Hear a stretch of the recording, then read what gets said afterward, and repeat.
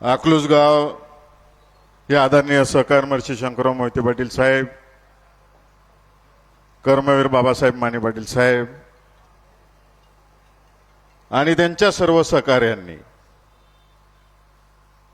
अकलूजची निर्मिती केली. या गावावरती संस्कार घडवले.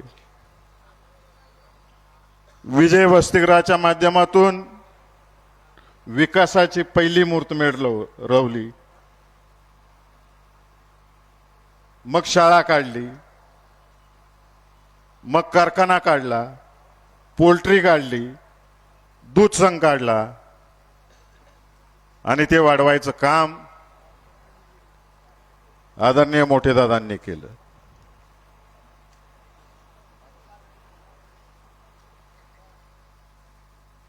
अकलूजवरती आदरणीय मोठेदादा सरपंच म्हणून काम केलं, बाळदादांनी सरपंच म्हणून काम केलं, के.एम. पाटलांनी सरपंच म्हणून काम केलं,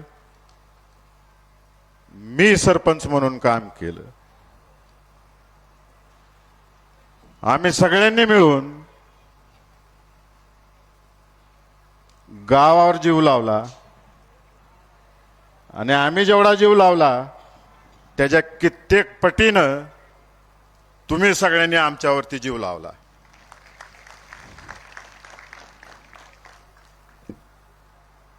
आणि कदापि विसरू शकत नाही. सगळ्यांना आठवत असेल दादांचं भाषण.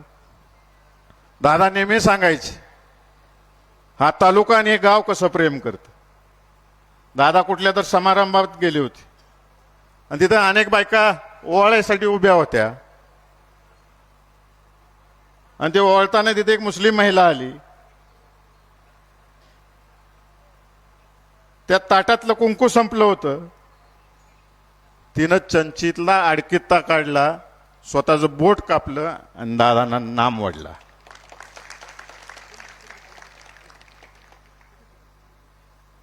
हे प्रेम आहे या तालुक्याने आणि या गावाने आमच्यावरती केलेलं.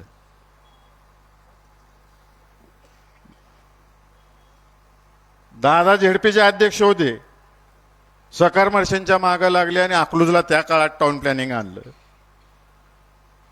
बाळदादा जेव्हा सरपंच होते, जुन्या सगळ्या लोकांना आठवत असेल, आम्ही लहान होतो, हे समोर जे शॉपिंग कॉम्प्लेक्स दिसते आणि महावीर पथाच्या शेजारी असलेलं शॉपिंग कॉम्प्लेक्स, विनोदभाई बसले तिथं, त्यांच्या घरासमोरचं शॉपिंग कॉम्प्लेक्स, हे पहिलं शॉपिंग कॉम्प्लेक्स दादांनी केलं आणि बहुजन समाजातल्या युवकांना स्वतःच्यावर पाया उभं राहायचं काम बाळदादांनी केलं.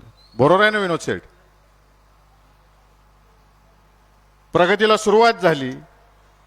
अख्खं गाव हागंदरीला त्या किल्ल्यात जात होतं. दादांनी ती हागंदारी बंद केली आणि स्वच्छता करून त्या ठिकाणी शिवसृष्टी उभा करण्याच्या दृष्टिकोनातून शिवाजी महाराजांचा पुतळा उभा केला. पुढच्या पिढीला काहीतरी दिलं पाहिजे म्हणून बाळदादांनी, उदय बापूंनी, रणजितदादांनी, मी मुलांना क्रीडा क्षेत्रात पुढे आलं पाहिजे म्हणून कुस्ती असेल, बास्केटबॉल असेल, कबड्डी असेल, हँडबॉल असेल, अशा विविध खेळात कायम स्पर्धा घेतल्या. 82ला राज्याचा रोप महोत्सव होता. ग्रामपंचायत लेवलला पहिल्यांदा त्यावेळेस राज्याच्या क्रीडा स्पर्धा झाल्या अकलूजला. स्कूल नॅशनल्स अकलूजला झाले. काय उद्देश होता याच्या मागचा? की गावातली तंदुरुस्त पिढी झाली पाहिजे, मुलांचा खेळाकडे ओढा निर्माण झाला पाहिजे. दादा सांस्कृतिक मंत्री असताना याच अकलूजमध्ये माझ्या गावातली मुलं कला क्षेत्रात सुद्धा पुढे आली पाहिजेत म्हणून वर्कशॉप घेतले. आदरणीय उदय बापूंनी, रणजितदादांनी अनेक वर्ष एकांकिका स्पर्धा घेतल्या. त्यातून अनेक कलाकार घडले. त्यांचे आपण सत्कार सुद्धा मागे केलेले आहेत. कोण चित्रपट सृष्टीत काम करते, कोण लिखाणाचं काम करते. उदाहरणच द्यायचं झालं तर अजय तपकिरे इथंच शिकला, कलाकार झाला. असे अनेक कलावंत आहेत. नाव घ्यायचं म्हणलं तर वेळ पुरणार नाही. म्हणजे विकास करत असताना चांगली पिढी घडली पाहिजे, मुलांना नवीन नवीन वाटा मिळाल्या पाहिजेत. दादा नेहमी आम्हाला सांगतात की कॉलेज काढायचं असेल तर मुलांना लगेच नोकरी मिळेल असे कॉलेजेस काढा. म्हणून कॉम्प्युटर कॉलेज काढलं. आज निमगावची आपली मुलगी आहे, ॲपल कंपनीत काम करते. वडिलाला एक गुंठा नाही राहिला तर आज ॲपल सारख्या कंपनीत काम करते. कुणामुळं घडलं? हे दादांनी विकासाची आम्हाला दूरदृष्टी दिली, काय करायचं म्हणून घडलेलं आहे. आज त्या मुलीनं स्वतःची जागा घेऊन आई वडिलांना बंगला बांधून दिला. हा विकास आम्ही केलेला आहे. विश्वास काय असतो जनतेचा? दादांनी एकदा मीटिंग घेतली. मी पहिल्यांदा उपसरपंच झालो अकलूजचा. शिवरत्न बंगल्यावर बैठक झाली, गावातील सगळे नागरिक आले होते. दादांनी विचारलं कसं करायचं, काय काय पाहिजे गावामध्ये. सगळ्यांनी सांगितलं. दादा टपऱ्याले झालेत गावात, गाव घाण दिसतंय. दादांनी मला बोलवलं, बाळदादांना बोलवलं आणि काय करता येईल विचारलं. मी सांगितलं जेवढ्या शासकीय जागा आहेत त्या ग्रामपंचायतला मिळाल्या तर त्या ठिकाणी त्यांचं पुनर्वसन करता येईल आपल्याला.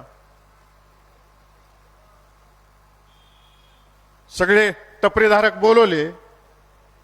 आदरणीय बाळदादांनी सुमित्रा पतसंस्थेतून तुम्हाला कमी व्याजदरात लोन उपलब्ध करून देतो आणि दोघांनी मला आदेश दिला 6 महिन्याच्या आत गाळे बांधून झाले पाहिजेत.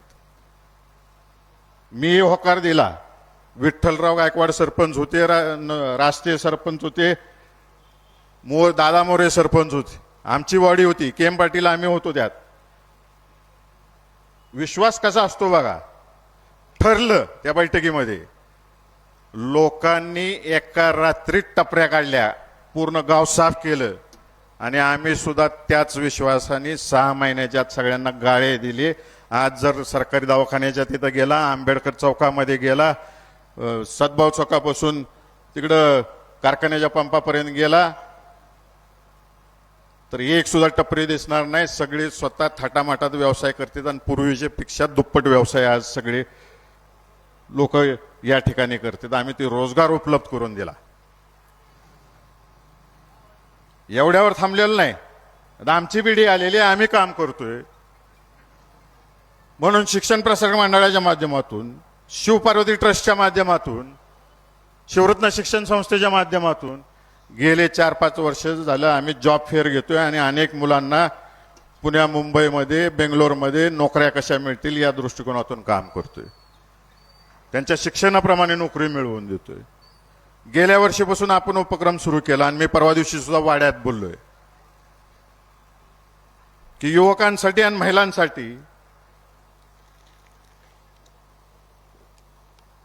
आणि अकलूज मधल्या बचत गटाच्या महिलांसाठी स्वतःच्या पायावर उभा राहता येईल अशी प्रदर्शनं देशभरातली दाखवणार. त्यांना या ठिकाणी आल्यानंतर स्वतःच्या पायावर उभं करणार. कुठल्या बँकेकडून लोन लागत असेल लोन उपलब्ध करून देणार आणि त्यांनी तयार केलेलं प्रोडक्ट त्यासाठी विक्रीसाठी सुद्धा मोक्याच्या ठिकाणी इमारत बांधून उपलब्ध करून देणार. हे केले आम्ही. हा विकास केलेला आहे.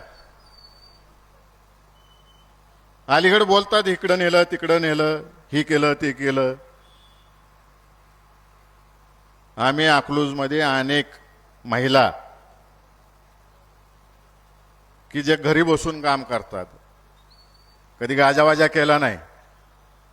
आतापर्यंत हजारो शिलाई मशीन वाटले अकलूजमध्ये. मुलींना सायकली दिलेल्या आहेत शाळेत शिकायला जायला. शालेय साहित्य वाटलेलं आहे. दादांच्या वाढदिवसाला तर दरवर्षी अख्ख्या माढा लोकसभा मतदारसंघात जिथं जिथं मागणी तिथं तिथं आम्ही वह्या द्यायचं काम केलेलं आहे.